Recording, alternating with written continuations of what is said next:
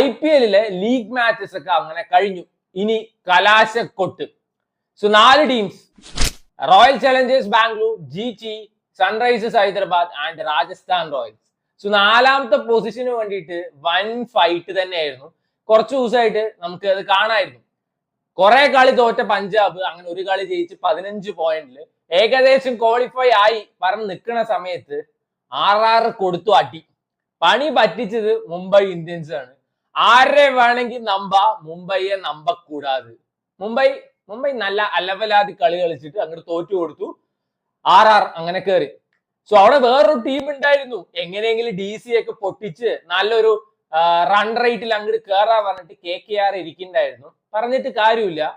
പക്ഷെ പേഴ്സണലി എനിക്ക് തോന്നിയത് ഏറ്റവും ഡിസേർവിംഗ് ആയിട്ട് 4ാമത്തെ position deserving team that was KKR.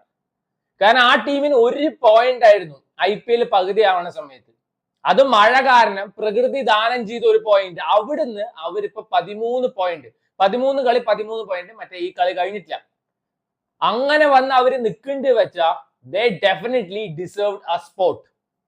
Real comeback, pure comeback എന്നൊക്കെ പറയില്ലേ, ആ ഒരു ഫൈറ്റ് എനിക്ക് ഭയങ്കര ഇഷ്ടമായി. RCB 1ാമത്തെ പൊസിഷൻ. So Chennai Super Kings fan ആയതുകൊണ്ട് RCB 1ാമതായതുകൊണ്ട് എനിക്കൊരു സങ്കടമൊന്നുമില്ല. ഞാൻ ആ കണ്ണൊന്ന് തുടക്കട്ടെ. So definitely RCB deserve this position. ഒന്നും പറയാനില്ല, അത്രയും ക്വാളിറ്റി സ്ക്വാഡാണ് അവർക്കുള്ളത്. അവര് വളരെ കിടുവായിട്ടാണ് കളിച്ചത്. ഞെട്ടിച്ചത് GT. നമ്മൾ കളിയാക്കിയ ജാട്ടി എന്നൊക്കെ പറയും. ഞെട്ടിച്ചു, ശരിക്കും ഞെട്ടിച്ചു. സോ RCBയുടെ ഈ സ്ക്വാഡ് വെച്ചിട്ട് ഡെഫിനറ്റ്ലി RCB ടോപ്പ് 4ൽ ഉണ്ടാവുന്ന കുറെയൊക്കെ നമുക്ക് പ്രെഡിക്റ്റബിൾ ആയിരുന്നു. എന്നാൽ ഗുജറാത്ത് ടൈറ്റൻസിന്റെ കാര്യം ജസ്റ്റ് എക്സാക്ട്ലി ഓപ്പോസിറ്റ് ആയിരുന്നു. ആദ്യത്തെ കുറെ കളി അവർ തോറ്റു. ഞാനൊക്കെ വിചാരിച്ചു ഈ ടീം അടിവാരം മാത്രമേ ഡിസേർവ് ചെയ്യുള്ളൂ എന്നാണ്. ഒരു പ്രോപ്പർ ആയിട്ടുള്ള സ്ക്വാഡ് അവർക്കില്ല. ബാക്കിയില്ല. ഇപ്പൊ ചെന്നൈ വരെ നമ്മൾ നോക്കി, ഇന്നവനുണ്ട്, മറ്റവനുണ്ട്, മറിച്ചവനുണ്ട്, നമുക്ക് അങ്ങനെ പറയാ. എന്നാൽ ഈ ടീമിൽ ആരുണ്ട്? ഒരു അത്ര കിടുവായിട്ടുള്ള കളിക്കാരൊന്നുമില്ല. ആദ്യത്തെ കുറെ കളി അവർ തോറ്റു. പിന്നെ ജേസൺ ഹോൾഡറിനെ അവർ ഇറക്കാൻ തുടങ്ങി. അപ്പൊ തൊട്ട് അവരുടെ ടീം കംപ്ലീറ്റ് സ്റ്റേബിൾ ആയി. എസ്പെഷ്യലി അവരുടെ ബോളിംഗ് യൂണിറ്റ് ഈ സീസണിന്റെ ഏറ്റവും ബെസ്റ്റ് ബോളിംഗ് യൂണിറ്റ് ആണ്. പവർ പ്ലേയില് റബാഡയുടെ തീയുണ്ട. റബാഡയ്ക്ക് വേണമെങ്കിൽ ഒരു ഓവർ കണ്ടിന്യൂസ് ആയിട്ട് 150+ എറിയാൻ പറ്റും.